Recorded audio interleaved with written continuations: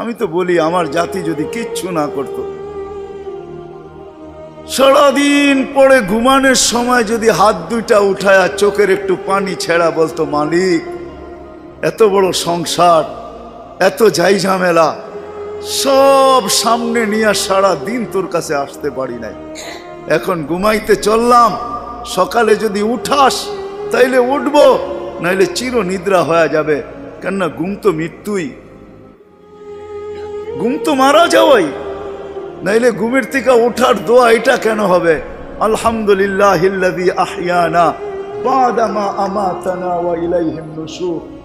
ঘুম যদি মৃত্যু মারা না হইতো, মৃত্যু বরণ করা না হইতো, তাহলে এই দোয়া ঘুমের থেকে উঠার হতো তো হইতো কেন? অন্য দোয়া হইতো, আরো তো কত দোয়া হইতে পারতো। বোঝা গেল আমি মৃত্যুর থেকে ফিরে আসছি, মরে গেছিলাম ঘুমের ভিতরে। আমার জাতি যদি শোয়ার আগে হাত দুইটা উঠায় তওবা করে শুইত,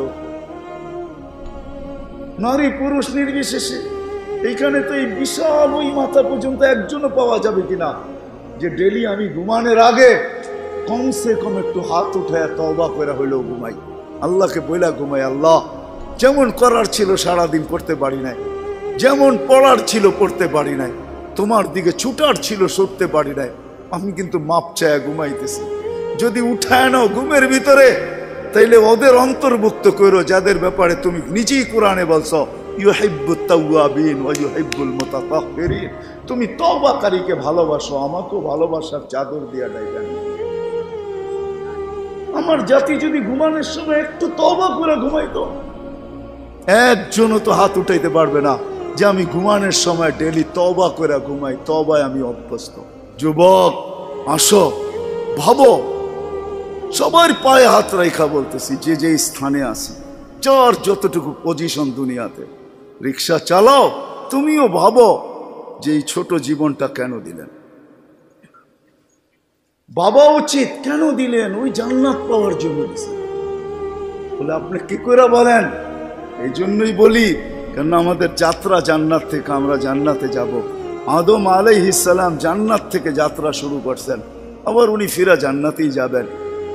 আমাদেরকে যদি আল্লাহ জান্নাত না দিবে, তাহলে মুসলমানের ঘরে আমার অস্তিত্ব দিল তো দিল কেন?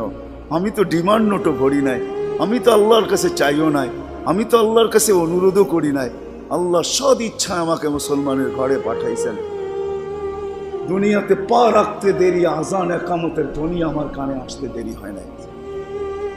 কিন্তু সব সত্য, কিন্তু এটাও সত্য আমি সবকিছু পাওয়ার পরে হারায় গেলাম, আল্লাহকে ভুলা গেলাম।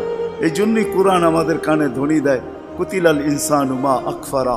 ও মানুষ, তুই অকৃতজ্ঞ হইলি তো হইলি কি করে? উচিত তো ছিল ফল আসলে গাছ আরো ঝুঁকবে, ফল আসলে আরো ঝুঁকবে।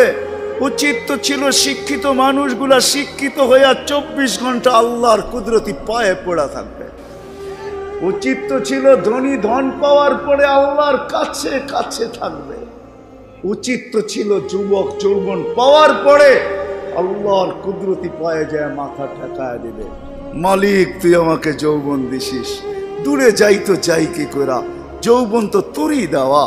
24 ঘন্টায় আমাদের উপরে রহমতের বৃষ্টি বর্ষিত হইতে থাকে। তারপরও আমাদের সমাজের মানুষগুলা একটু ভাবে না, একটু চিন্তা করে না এই ছোট জীবনটা কেন দিল। আসলাম আর যাব। উর্দুতে বলে খানা কামানা খানা সোনা সুবা পাখানা। এটার জন্য তো দুনিয়ায় দেন নাই, জীবনটা দেন নাই যে কামাবো, খাবো, ঘুমাবো, আর সকালে খালি করব, আবার কামানোর জন্য ছুটবো। মা বোনরা হয়তো একটা আটটা বেশি করে, পকানা সাজনা সাজানা, খানা খিলানা, সোনা, আর পরেরটা তো সবারই সমান। এতটুকু হয়তো মা বোনদের দুই একটা বেশি, চার চারা তো পুরুষের সমানই। এই জন্য জীবন কানা। আসেন ভাবি, কোন দিন এটা ফুরে যাবে কেউ জানবে না। মৌত কারো কাছে মিস কল দিয়ে আসে না। দুনিয়ার কোনো ব্যক্তিত্ব নাই, একজন ব্যক্তিত্ব ছিলেন, মৃত্যু যার কাছে বইলা আসতে হয়েছে। আল্লাহ নিজে বলছেন মালাকুল মৌতকে, বন্ধুর কাছে যাবে, অনুমতি দিলে ঢুকবে, নাইলে ঢুকবে না।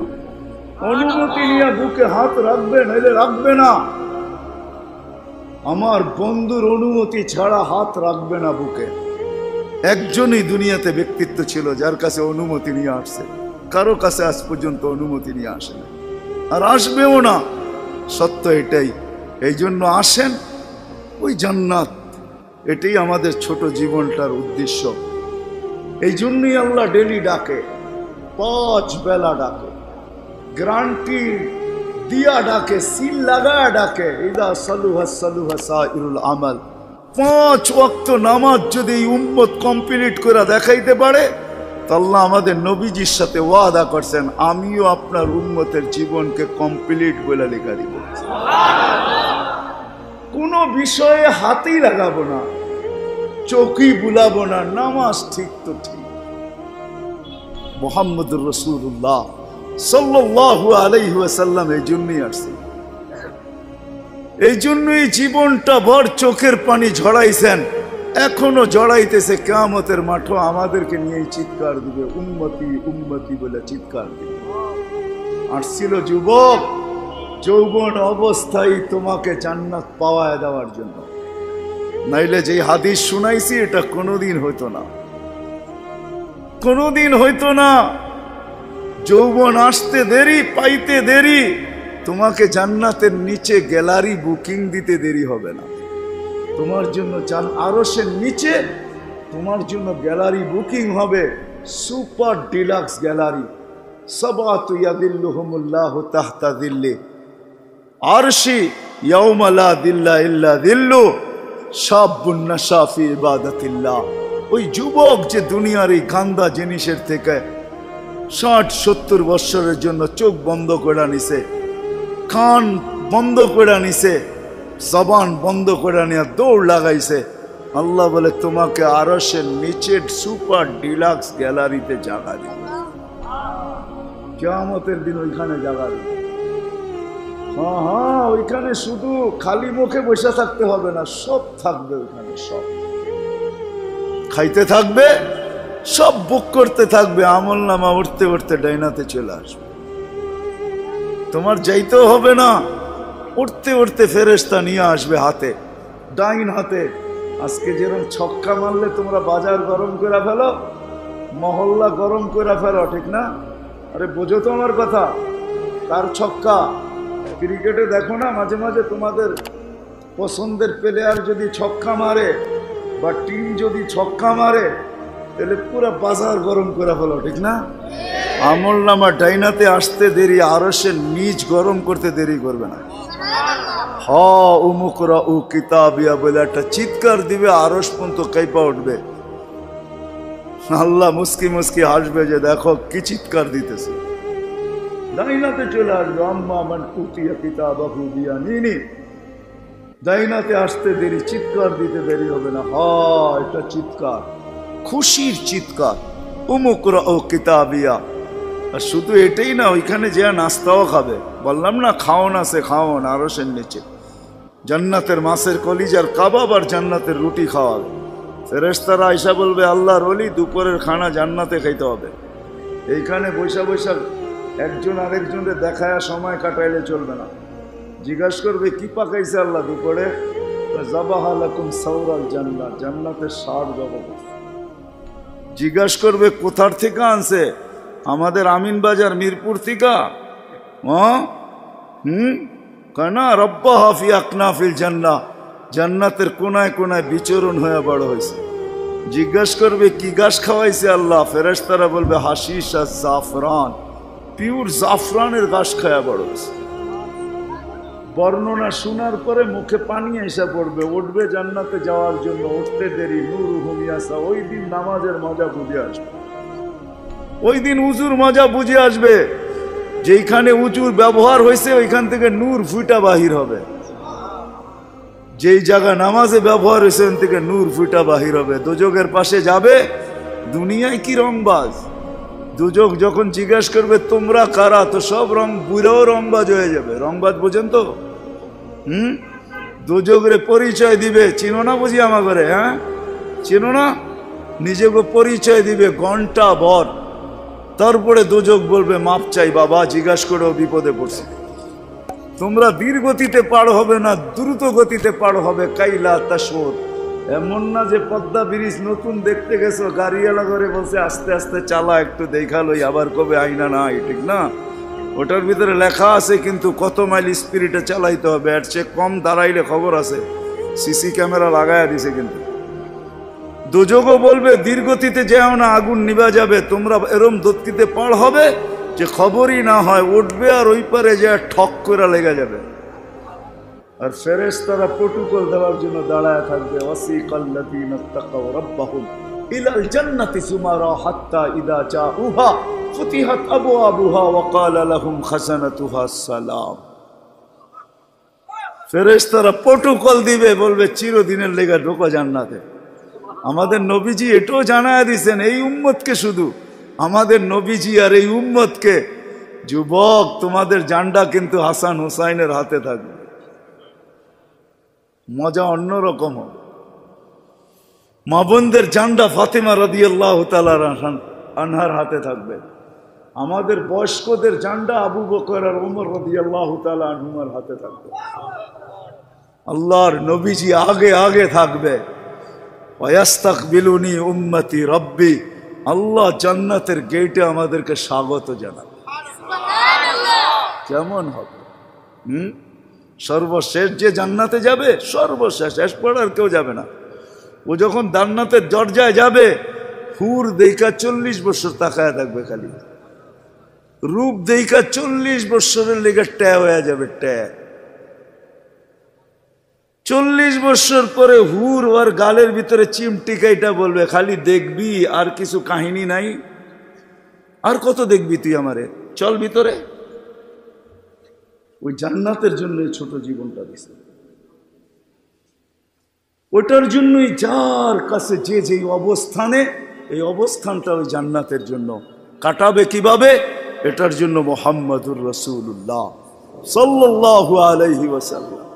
আমি তো বলি যুবক, হায় এই জীবনে তো কতবারই চুল কাটলা, ঠিক না? কাটো নাই চুল? হ্যাঁ, কমসে কম তো ঈদে কাটো, ঠিক না? আজ পর্যন্ত সেলুনে যে কোনোদিন বলছো যে আজকে তোদের যতগুলা ডিজাইন আছে এগুলা সরা? ও যদি বলে তোর মাথায় কি হলো, কয় না না সরা তুই এই ডিজাইন। আজকে আমি নিয়ত করে আসছি আমার চুল কাটবো আমার নবীর ডিজাইনে, আমাকে কাটা দিবি। একজন যুবক দেখো, বলো কসম খোদার, যদি তুমি নবীর মহব্বতে একদিন চুলও কাটতে পারো, তাহলে আমি জানি তোমার যদি ঈমান নিয়ে মরতে পারো, একদিনের চুল কাটা তোমাকে জান্নাতে নিয়ে যাবে। নবীর আদর্শ আল্লাহর কাছে বড় প্রিয়।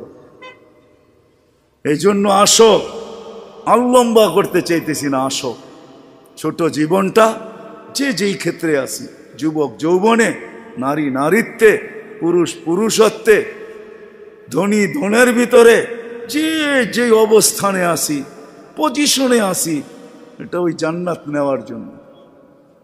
নাইলে পস্তাইতে হবে, সওয়া যাবে না, এটাই সত্য। এক এক দুযোগীর এক একটা দাঁত হবে 10 কিলোমিটার চওড়া, উপরের মারিটা হবে 160 কিলোমিটার, বসতে জায়গা লাগবে 470 কিলোমিটার। ওই পাহাড় আমি 4 বার এই 2 চোখে দেখছি, ইয়ামানে জাবালে বায়দা, যেটার সমান এক একটা রান হবে। আয় সইতে পারবে না। তোমাকে মুসলমানের ঘরে অস্তিত্ব দিছেন এই জন্য না, তোমাকে মুসলমানের ঘরে অস্তিত্ব দিছে যুবক এই জন্য যে তুমি যৌবন দিয়েই আল্লাহর কাছ থেকে জান্নাত নিয়ে নিবে। পরের সময়টা যেটা থাকবে ওটা শুধু বোনাস থাকবে। জান্নাত তুমি নিয়ে নিবে, পরে যা সময়টা পাবে এটার জন্য তোমার পদমর্যাদা বাড়তে থাকবে, জান্নাতে মর্যাদা বাড়তে থাকবে। কিন্তু জান্নাতের প্লট তুমি যৌবন দিয়ে নিয়ে নিবে, এই জন্য তোমাকে যৌবন দিয়েছে। আসো আজকে সবাই মিলে অঙ্গীকার করি, বুলার রাস্তার থেকে ফিরে আসি আর ভাবি যে আমাকে কিন্তু জান্নাত নিয়ে যেতে হবে। ওইখানে কোনো পরিচয় চলবে না। যদি চলতো তাহলে একটা কথা বলেই শেষ করতেছি, দুনিয়ার কারো যদি নাও চলতো তাহলে আবু তালেবের জন্য চলতো পরিচয়। আবু তালেবের চলতো, যেই নবীর পিঠের ছোঁয়া পাইলে ভাগ্য খোলে। আল্লাহর রসুল খেজুর গাছে পিঠ লাগায় জুমার খুতবা পড়তেন। যেই দিন মেম্বরে উঠছেন, পা রাখছেন, খেজুর গাছ বাচ্চার মতো ফুফায় ফুফায় কাঁদতেছিল, বিলাপ করতেছিল, আমাকে আমাকে বঞ্চিত করলেন কেন? পেটের ছোঁয়া দিতেছিলেন, ধন্য হইতেছিলাম, কেন বঞ্চিত করলেন? মেম্বরে কেন পা দিলেন? আল্লাহর রসুল সান্ত্বনা দিতে দিতে এই পর্যন্ত সান্ত্বনা দেওয়ার পরে কান্না থামছে যে তোকে আমি জান্নাতে নিয়ে যাব, দুনিয়াতে তুই খেজুর খাওয়াইতে পারিস নাই, তুই জান্নাতে খেজুর দিবি, আমি খাবো। ওই আবু তালেবই আল্লাহ রসুলের ছোঁয়ায় ধন্য হতো। 44 বৎসর চাচার সিনায় থাইকা বড় হয়েছেন। 44 বৎসর পর্যন্ত চাচার সিনায় ছিল। ও যুবক, আমি চুল কাটার কথা এই জন্য বলতেছিলাম। আনাস ইবনে মালিক রাদিয়াল্লাহু তাআলা আনহু বলেন, আল্লাহর রসুল আমার ঘরে আসছে, আমি দস্তরখান বিছায়া দিছি, খাইছেন, দস্তরখান দিয়ে হাত মুছছেন। ওই দিন থেকে নিয়ে আজ পর্যন্ত যতদিন বেঁচে থাকবো দস্তরখানকে পানি আর সাবান দিয়ে আমি পরিষ্কার করি না, আর করবো না। যখনই ময়লা হয় আমি আগুনে নিক্ষেপ করি, আগুন ময়লা খায়া ছাই করে ফেলে, আমাকে চকচকে দস্তরখান ফেরত দেয়। একটা সুতাও জ্বালানোর ক্ষমতা রাখে না। যেই রসুলের হাতের ছোঁয়া পাইলে দুনিয়ার আগুন, দুনিয়ার সুতা পড়তে পারে না। তুমি যদি ওই রসুলের স্টাইলে চুল কাটো তো দুজক তোমাকে ধরবে, তো ধরবে করতে না। আমার কাছে লজিক আছে, যুক্তি আছে। আসো, কোনো পরিচয় চলবে না, চলবে শুধু মুহাম্মদুর রাসূলুল্লাহ, তার আদর্শ চলবে। এই জন্য আসেন, ওয়াদা করি আজকের থেকে যে আমি আমার জীবনটাকে আল্লাহর রসুলের আদর্শে যে জায়গায় আছি, গরিব গুরবতের ভিতরে থেকে, হায় গরিব তো ভাবে দুনিয়াও পেলাম না, আমিও ভাবি গরিব দুনিয়াও পেল না, আখেরাত যেন হাতছাড়া না হয়। কিয়ামতের মাঠের আধিপত্য গরিবদেরই থাকবে। একটাই সম্প্রদায় কিয়ামতের মাঠে, যাদের হিসাব কিতাব হবে না, কানে কানে ফেরেশতা বলবে ইনতালিকু ইলাল জান্নাতি বিগাইরি হিসাব ওয়ালা কিতাব, তোমাদের হিসাবও নাই কিতাবও নাই, চলো জান্নাতে চলো। এই জন্যই আল্লাহ রসুল গরিবদের ভিতরে উঠতে চাইছেন। অহশুরনি ফি জুমরাতিল মাসাকিন, হিসাব কিতাব নাই। শুধু এইখানেই শেষ না, আল্লাহ বলবে তামাত্তাউ 500 ইয়াম হাত্তা ইয়াদখুলাল আগনিয়া, দুনিয়াওয়ালারা দুনিয়ায় ভোগ করছে 60-70 বছর, তোদেরকে দেখায় দেখায়, তোরা খাবি 500 বছর ওদেরকে দেখায় দেখায়। 500 বছর পরে ধনীদেরকে যেতে দিবে, এই পাশে বসায় রাখবে, বলে বসো আর দেখো ভিতরে কি করে। গরিব বড় বড় বার্গার লইব, 2 হাতে ধরে টানবো আর খাইব। বড় বড় গ্রিল লইব, দুনিয়ার যত খানা জান্নাতের এটা লইব, আর লম্বা লম্বা টান দিব আর দেখাইব আর চোখে টিপি দিব। কি বয়ে রয়েছেন কেন? ঠিক না? আমি তো মাঝে মাঝে বলি হুজুররা কি বলবে জানি না, হুরেরও যদি আয়ে বলবো পরে অনেক সময় আছে তোর লোকে দেখা করার, যা এখন 500 বছর খাওয়ার অনুমতি দিছে, দুনিয়ার 60টা মিটায় লই, 500 বছর খায়া লই, পরে দেখা করবো বাগেন থেকে। হুরের কাছেও যাব না। আল্লাহ ওই গরিবকেও ওই ক্ষেত্র দিছেন, ধনীর জন্যও দিছেন।